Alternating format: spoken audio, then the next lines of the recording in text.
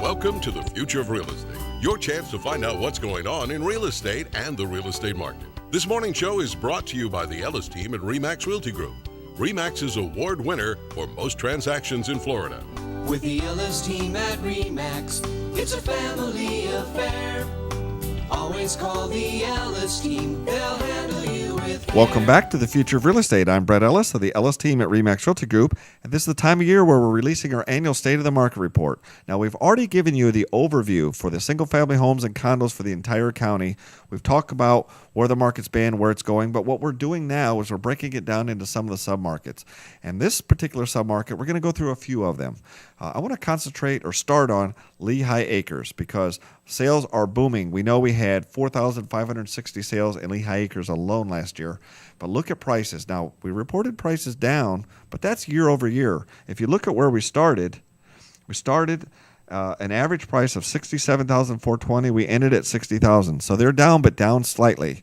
So it's pretty much a steady, flat curve here. In fact, they started rising again. But Lehigh Acres is really holding its own. I think the price declines are, for the most part, abated. There seems like it's about where it's going to be, and we may even see some price gains down the road, but who knows when. Sales are off the charts. I mean, we're looking at anywhere from 200 to 500 homes selling a month in just Lehigh Acres, and that's unheard of for Lehigh Acres. But these are such great bargains, and you can cash flow these properties.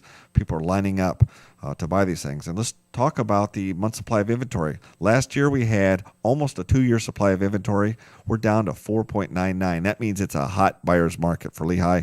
Multiple offers. There's going to be multiple bids on both these properties. You got to come in at or above full price. We told you in our overall segment, there was over 10,000 properties that sold above full price in Lee County last year, and this is one of the reasons why. So that's our Lehigh Acres overview. I want to shift gears a little bit and take you over to East Fort Myers, and that's on page 28 of our report, if you're following along. East Fort Myers, prices really started going up.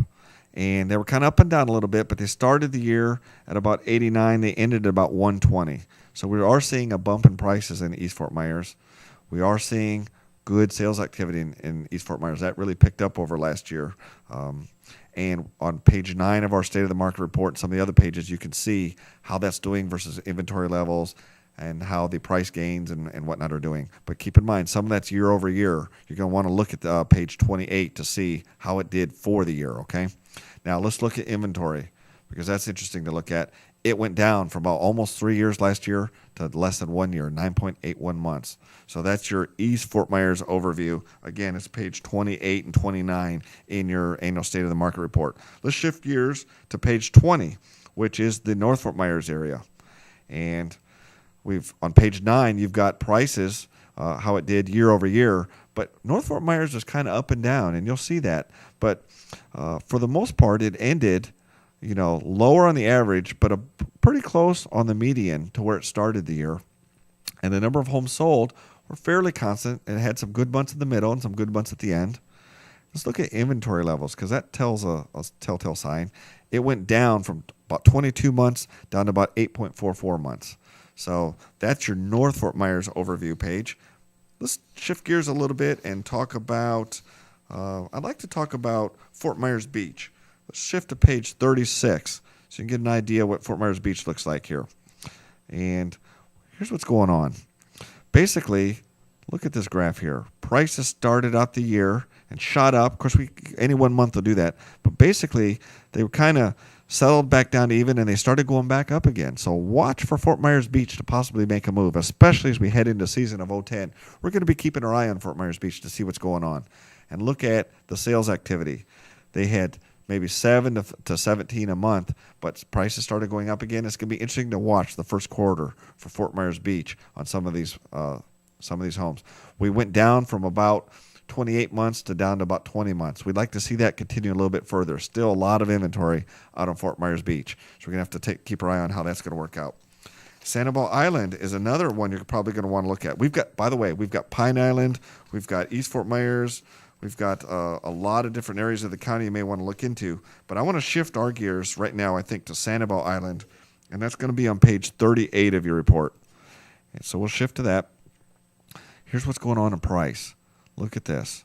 Prices started the year high, and as we reported, they're down about, I think it was 19.44% for the year, but that's year over year. You want to look at how it did during the year, and it kind of settled back into a pattern, but it started heading back up, especially in that median sales price. It's going to be another area where we keep our eye on and see how that looks in terms of going forward into 2010. But now the snowbirds are here, a lot of interest. And we also reported on our county overview, we've got over a 5-year supply, about 67 months of inventory, over $1 million. A lot of these Sanibel properties at Captiva are going to be over $1 million. So we've got to start whittling that down. Let's look at our month supply of inventory and see how that did. We basically, actually, we don't have that graph on here.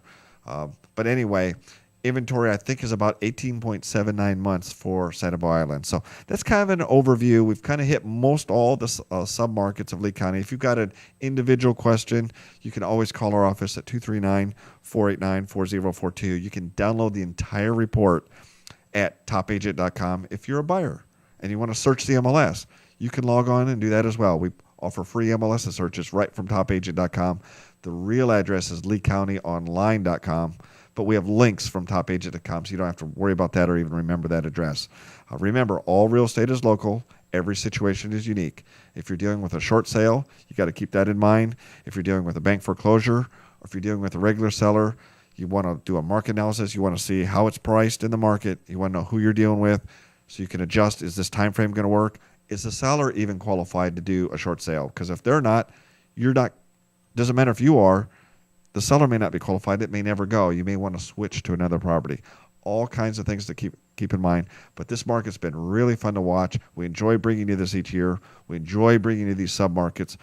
And stay tuned each week, because each week we present you with a new show. It just so happens that this week our topic has been on the official release of the Southwest Florida Real Estate State of the Market Report. Tune in next week. We'll have more. We'll get back to our normal schedule with more topics on real estate issues affecting you. And that's it. Thanks for watching.